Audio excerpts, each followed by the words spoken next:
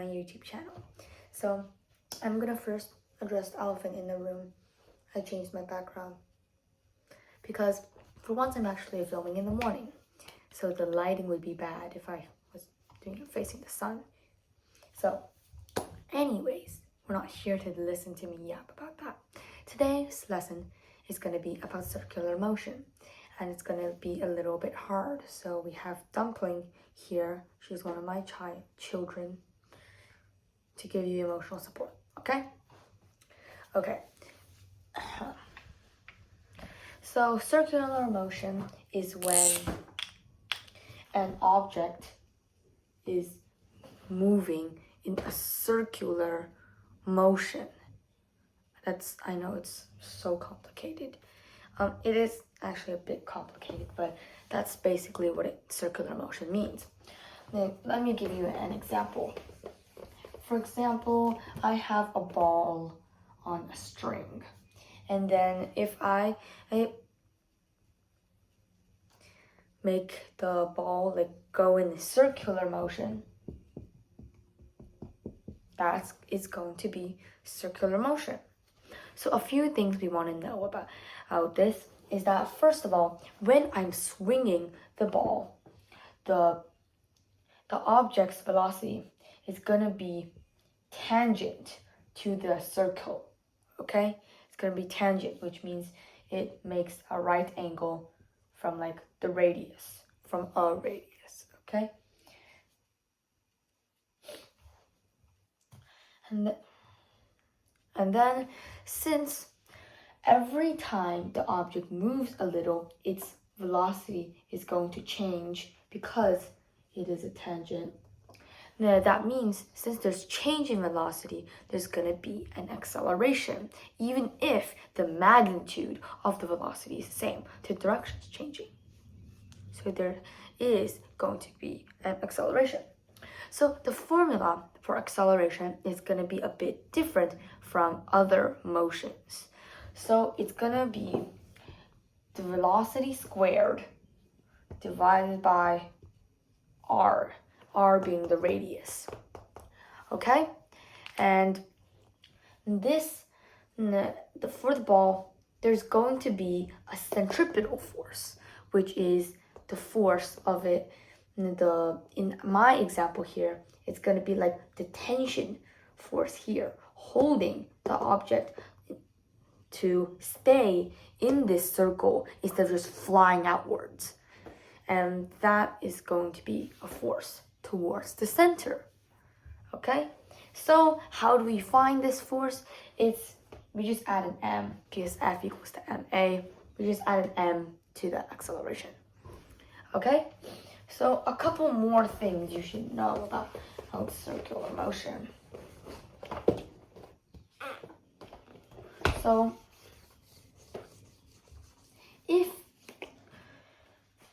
if I have an object in my string, and then the force towards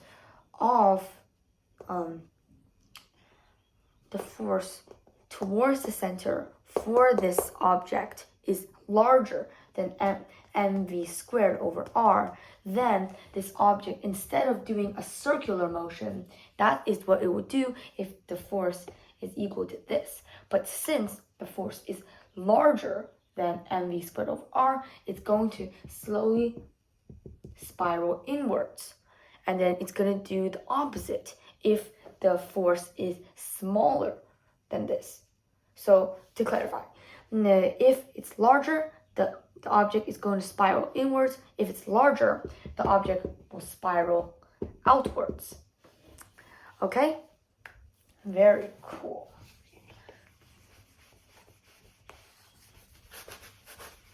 So I should also say that centripetal force is not just limited to an object on a string or such like that.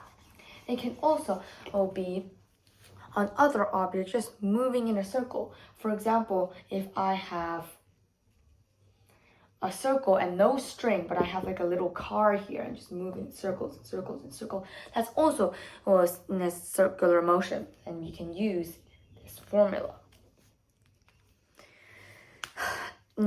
that's basically all you need to know for the upcoming problem that we're gonna do.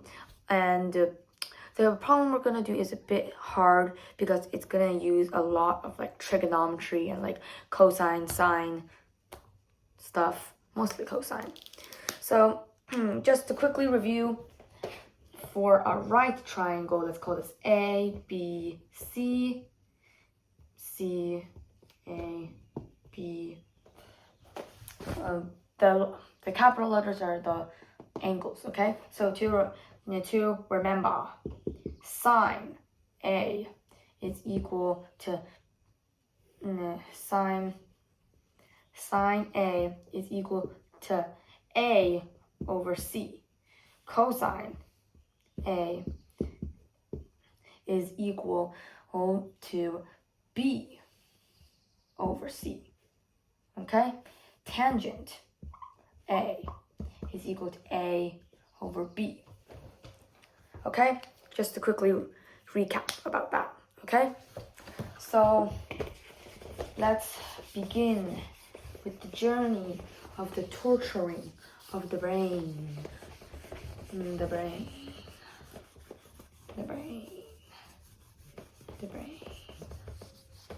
So here's the problem, and now I am going to read it.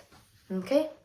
A frictionless rail consists of a horizontal section followed by a vertical semicircle loop of a radius of r. An object slides from the horizontal section into the loop with an initial speed of v0. If the object loses contact with the rail, basically it falls at that point. After traveling an arc of 120 degrees from the bottom, what is the initial speed v0? So before I'm gonna set you guys free and try to conquer this, I'm gonna draw a graph because that always helps.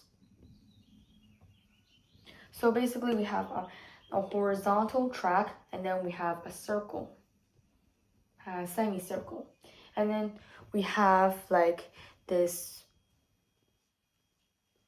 car, I think, or whatever, and then it's gonna be traveling in the beginning with a velocity of v0, and then the radius of this semicircle is gonna be r, and the 120 degrees is here. The distance between the vertical and this is 120 degrees, and at this point it falls. Basically it loses contact. So since this problem is a little bit hard, I'm going to give you a hint. If you want to hear it, hear it. If you don't want to hear it, just pause the video right now. So the hint is that in this point, there is not going to be a normal force from the track because it loses contact. And here's the major hint, where the direction, the part of gravity that is on the same side of the radius here is going to be equal to the centripetal force. I know that wording is a bit confusing, but if you understand what I'm saying, then you are pretty much done. Okay? So I believe in you guys. If you can't do it, just come back, listen, pause the video, and come back. So, hello, my dear children. Welcome back. So, we are going to solve this problem that is giving you a headache. So, first things first, what we like to do in physics is to draw a free body diagram. Since at this spot, the car has fallen off of this rail, the only force it's going to be having is its gravity force, which is G, which is equal to mg. Okay? And then what we are trying to find is the initial velocity. So first step, let's try to find the velocity at this point. Okay, so we know that this is 120 degrees, and from the hint I gave earlier, this is the gravity, and it can be divided up into two parts. Let's draw a zoom-in picture of that. So this is the radius, and then this is mg.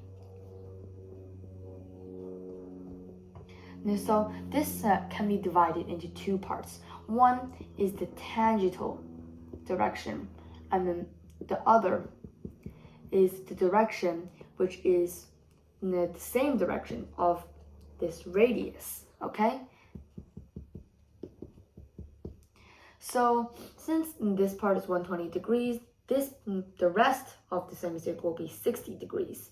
And then using parallel lines, we can figure out that this angle is also 60 degrees.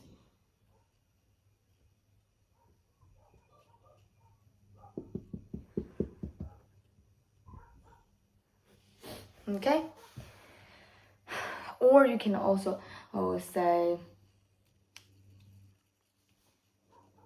yeah.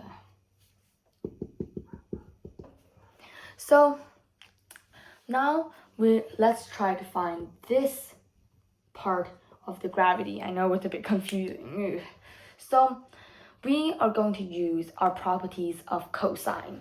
So we know that cosine 60 degrees is equal to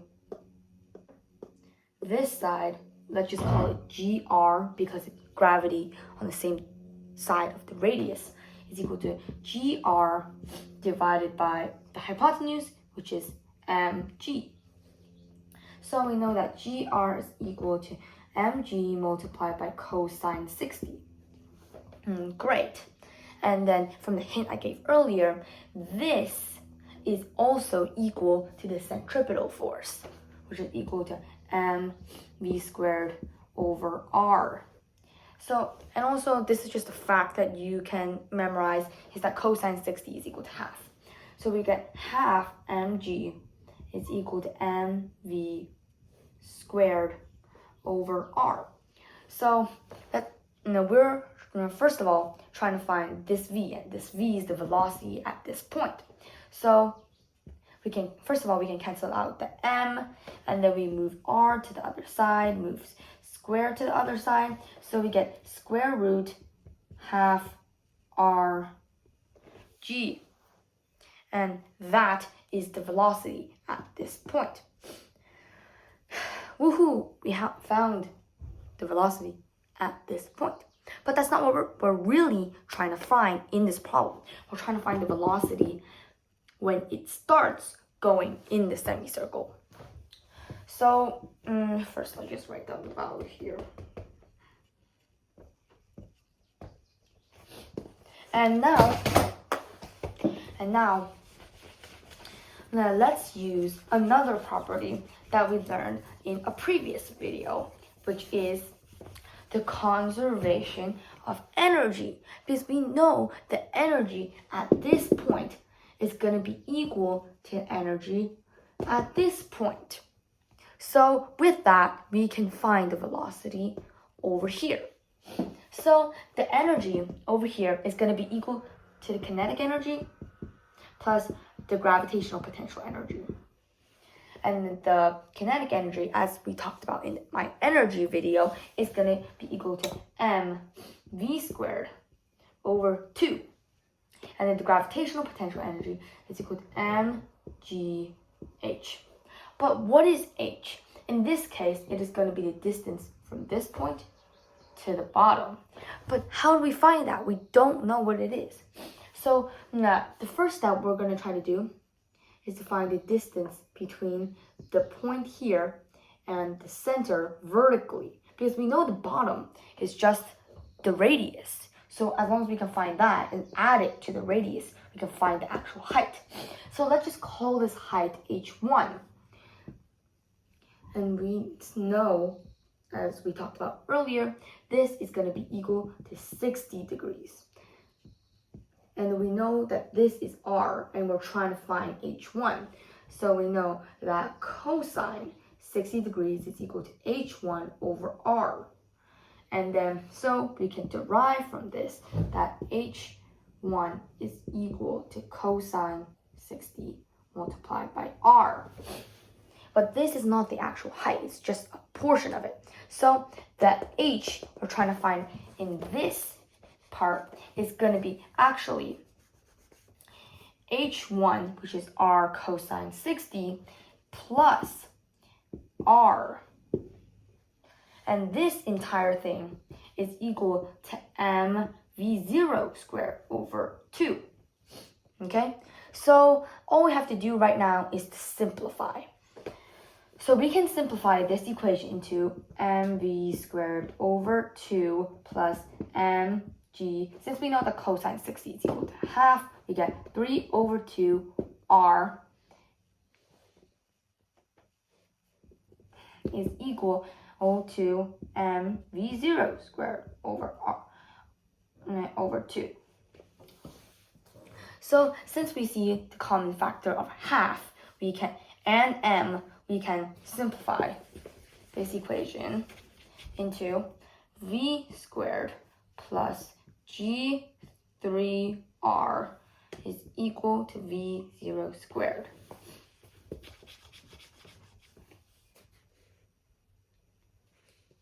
So, and then earlier we calculate that v is equal to half, half r. My whiteboard is too small. Okay, so we calculated earlier that v is equal to half of rg. So we can just plug that in right now. So we get half rg, because we squared v, plus 3gr. And that is equal to, we can take out gr because of association rule, or we can just add it. So we get 3.5 rg is equal to v0 squared. So we just square root both sides, and we get square root 3.5 rg is equal to v0.